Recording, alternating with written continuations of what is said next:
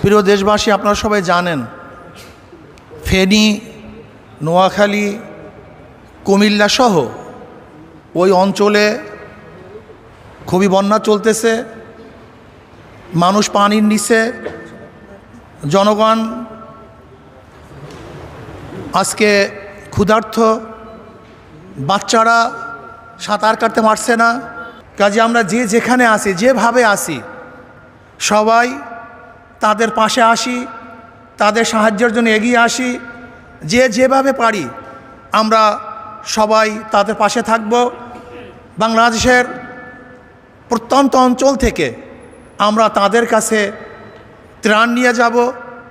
যাদের যানবাহন আছে যানবাহন নিয়ে হাজির হব। যাদের যা কিছু আছে সব কিছু নিয়ে তাদের সাহায্যার্থে আমরা ঝাঁপিয়ে পড়ব।